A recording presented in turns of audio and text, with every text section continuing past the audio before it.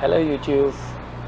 আমরা প্রায়ই অনেকেই প্রশ্ন করে থাকি যে কিভাবে OpenWRT রাউটারে হচ্ছে Socks5 Proxy বা V2RayA বা X2RayA এই টাইপের প্রক্সিগুলো কিভাবে ইউজ করা যায়। সো আমরা আজকে সেটাই দেখব কিভাবে আপনার রাউটারে সেটা ইউজ করতে পারেন।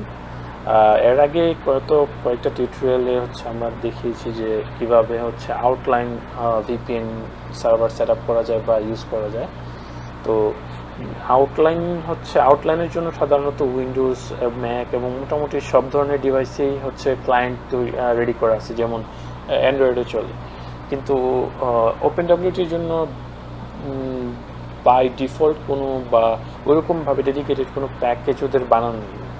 তো সেই হিসাবে আমাদের আউটলাইন ইউজ করতে হলে অন্য কোনো ট্রিক্স ইউজ করে সেটা ইউজ করতে হবে বা অন্য কোনো প্যাকেজের সাথে ইউজ করতে হবে। সো ইউজুয়ালি এই মুহূর্তে প্ল্যাটফর্ম অনুযায়ী যা আছে সেটা যেরকম V2RayA, নর্মাল V2RayA, X2RayA, আরও কতগুলো কাস্টম বিল্ড প্যাকেজ পাওয়া যায়, বাট ওইগুলো কনফিগার করা খুবই টাফ। বিশেষ করে এগুলোর ডকুমেন্টেশন পাওয়া যায় না, কারণ এটা মোস্টলি চাইনিজদের ডেভেলপ করা। সো আমি নিজেও এরকম কোনো ভালো টিউটোরিয়াল পাইনি। তো বলতে গেলে কয়েকদিন চেষ্টা করার পর আমি নিজেই আসলে জিনিসটা একটু রিয়েলাইজ করতে পারছি যে জিনিসটা কীভাবে বিল্ড করতে হয়। সো আমি আজকে দেখাবো হচ্ছে কীভাবে Socks Proxy বা Socks5 বা V2RayA বা আউটলাইন ক্লায়েন্ট আপনি কীভাবে OpenWRT রাউটার ইউজ করতে পারবেন। এটা মূলত বাংলাদেশে অনেকেই হচ্ছে প্রক্সি বা আউটলাইন ক্লায়েন্ট ইউজ করার জন্য রাউটার ইউজ করতে চান BDIX বাইপাসের জন্য। তো সেই হিসাবে এটা অনেক এফিসিয়েন্ট একটা জিনিস। যেমন আপনি প্রত্যেকটা ডিভাইসে ইউজ না করে আপনি যদি রাউটারে ইউজ করেন তাহলে পুরো রাউটারের দিয়েই কিন্তু সবার স্পিডই বাইপাস হয়ে যাচ্ছে। তো এখানে একটা ডিসক্লেমার দিয়ে দিতে চাই যে আমি স্ট্রংলি রিকমেন্ড করব Socks5 প্রক্সি ইউজ না করার জন্য। বাংলাদেশে মোস্টলি Socks5 যে প্রক্সিগুলো পাওয়া যায় সেগুলো দেখা গেছে যে বিভিন্ন ISP মাইক্রোটিক থেকে অনেকে ক্র্যাক করে নিয়ে আসে। তো এটা খুবই আনএথিক্যাল জিনিস। মূলত আমি BDIX বাইপাসের ভিডিও বা এই ভিডিওগুলো শেয়ার করি যারা হচ্ছে ফ্রিল্যান্সার বা IT প্রফেশনালি কানেক্টেড, ঢাকা শহরের বাইরে আছে, তাদের বেনিফিটের জন্য, যাতে তারা এফিশিয়েন্টলি ব্যান্ডউইথ ইউজ করতে পারে এবং প্রপার একটা কাজ কমপ্লিট করতে পারে। সো আপনারা সবাই যদি এই জিনিসটা অ্যাবিউজ করেন, আসলে গভর্নমেন্ট বা ISPর এক সময় দেখা গেছে যে BDIX অফ করে দিবে, তখন আপনাদের অনেক দিক থেকেই আপনারা লস খাবেন। যেটা হচ্ছে যেরকম টরেন্ট বা এরকম নামাতে পারতেছেন, কিছুই সেটা পারবেন না তখন, বা অনেক সময় লাগবে নামাতে। এনিওয়ে, আমি টিউটোরিয়ালে চলে যাচ্ছি। তো ফার্স্ট অফ অল আপনার রাউটারের এটা হচ্ছে আপনার রাউটারের মিনিমাম 16 মেগাবাইটের উপর ফ্ল্যাশ স্টোরেজ থাকতে হবে। 32-24 তার কাছাকাছি হলে আরও ভালো। সো আমি যেহেতু এটা ল্যাব VM, এটাতে মোটামুটি অনেক স্টোরেজ আছে, 256 মেগাবাইটসের মতন। সো এটাতে আমার ইনস্টল করতে কোনো প্রবলেমই হবে না।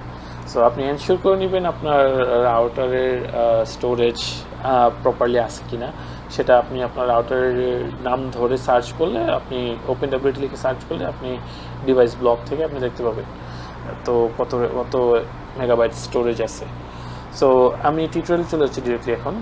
সো আমি হচ্ছে রাউটারের আইপিতে হচ্ছে পুটি দিয়ে কানেক্ট করবো, SSH দিয়ে 192.168.169.1। এটা হচ্ছে রাউটারের আইপি।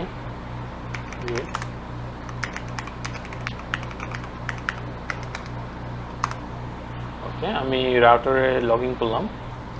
তো রাউটারে লগ ইন করার পর আমি ডিসক্রিপশনে একটা জিস্ট ফাইলের লিঙ্ক দিয়ে রাখবো, ওইটা জাস্ট আপনারা ফলো করবেন।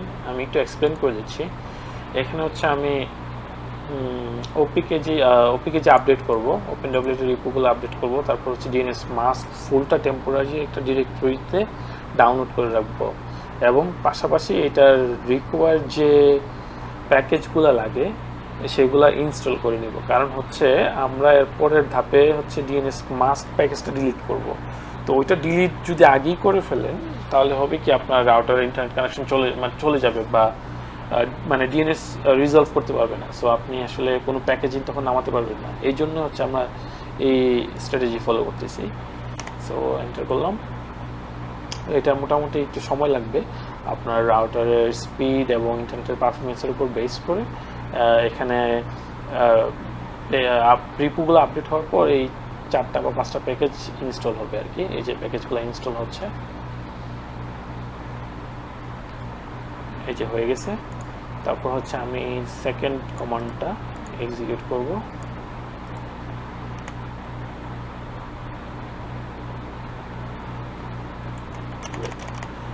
ওকে, কমান্ড এক্সিকিউট হয়ে গেছে।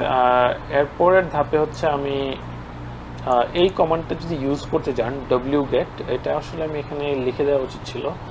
তো আপনি চাইলে এটা wget প্যাকেজটা ইনস্টল করে নিতে পারেন, অথবা আপনি চাইলে রাউটার SCP ক্লায়েন্ট দিয়ে আপনি এই ফাইলটা, এই যে ফাইলটা, এটা ডাউনলোড করে আপনি এই ফোল্ডারে রেখে দিতে পারেন। সো এটা একটা অপশন। অথবা আপনি চাইলে আমার মতো করে আপনার wget প্যাকেজ ইনস্টল করে ওই প্যাকেজ দিয়ে আপনি কাজ সেরে নিতে পারেন। সো আমি যদি একটু রিফ্রেশ করি,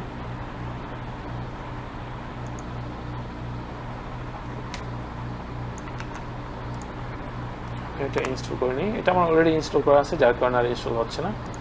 তো আমি নেক্সট স্টেজে চলে যাই। আমি কি ফাইলটা নামিয়ে নিছি, এবার হচ্ছে রিপোজিটরি লিঙ্কটা হচ্ছে আপডেট করে নিব। আপডেট করা হয়ে গেছে। এবার হচ্ছে আমার রিপোজিটরি আবার রিআপডেট করব। করার পর হচ্ছে V2 এর যে রিকোয়ার প্যাকেজ, এই কয়টা প্যাকেজ আপনার লাগবেই। সো এই প্যাকেজগুলো আমি ডাউনলোড এবং ইনস্টল করব। সো আমি জাস্ট পুরো কমান্ডটাই কপি পেস্ট করে নিচ্ছি। এখানে মোটামুটি 1-2 মিনিট সময় লাগবে আপনার ইন্টারনেটের স্পিডের উপর বেস করে। সো যদি আদার কোনো কনফ্লিক্ট না থাকে তাহলে এটা কাজ হবে, বাট কনফ্লিক্ট থাকলে সেক্ষেত্রে আপনার ট্রাবল শুট করতে হবে। সো এটা অনেকের জন্য একটু কমপ্লিকেটেড হয়ে যেতে পারে। সো এই জন্য আমি বলবো, আমি এই মুহূর্তে যে OpenWRT ভার্সন ইউজ করতেছি সেটা হচ্ছে 22.0.3.5।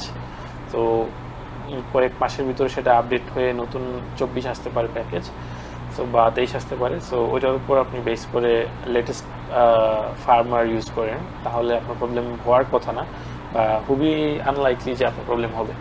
সো এনিওয়ে, এটা ইনস্টল হয়ে গেছে। সো আমি এখন রাউটারে যদি রিফ্রেশ করি, সবচেয়ে বেস্ট অপশন হবে আপনি রাউটারটাকে একটা রিবুট করে নেওয়া বা রিস্টার্ট করে নেওয়া। সো আমি এটা রিস্টার্ট করে নিই জিনিসটা যাতে প্রপারলি কাজ করে। সো রিস্টার্ট, ওয়েট করবো কয়েক মিনিট। রাউটার রিস্টার্ট হয়ে গেছে। সো লগ ইন করার জন্য বলতেছি। ওকে,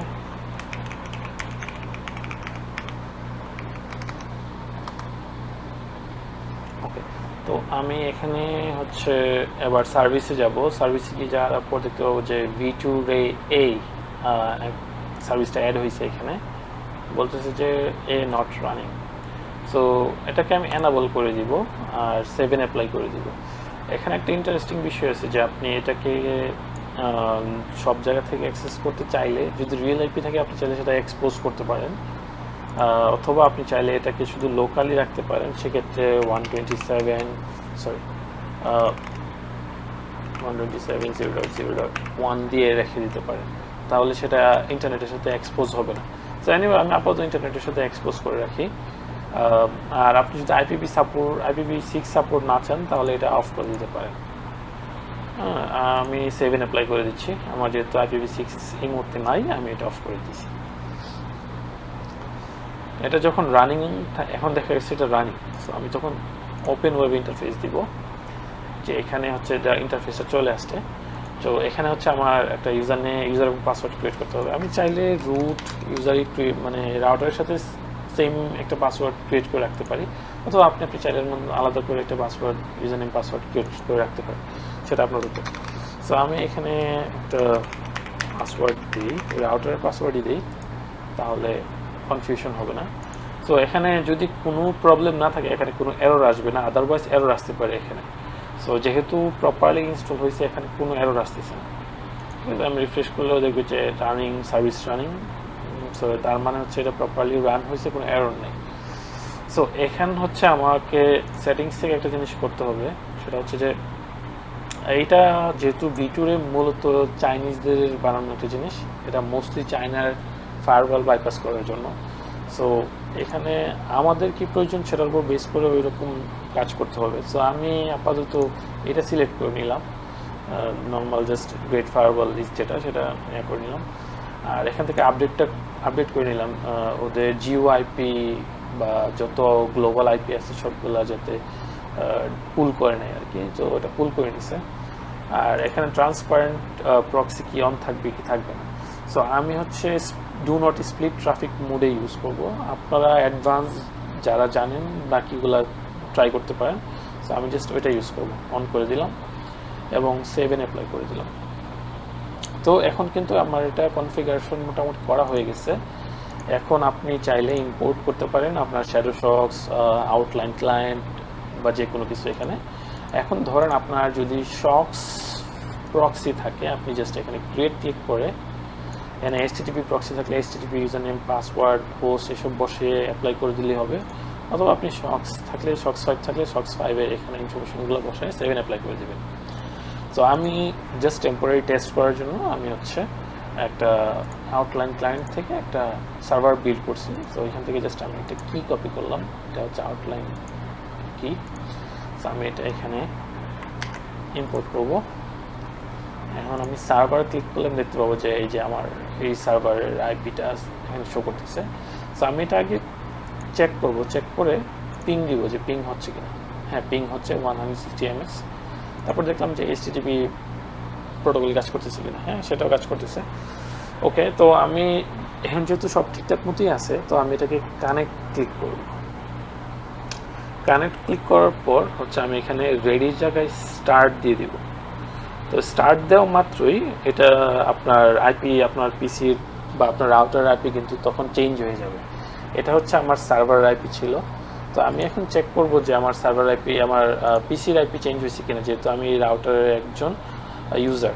so my IP MS check দিলাম, এই যে এখানে আমার আইপি কিন্তু চেঞ্জ হয়ে গেছে। তো এভাবে করে আপনি আপনার ইনফরমেশন বা আপনার রাউটারে হচ্ছে V2RayA বা আউটলাইন যে কোনো টাইপের ক্লায়েন্ট আপনি ইউজ করতে পারবেন।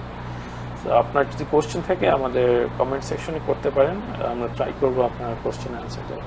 Thank you.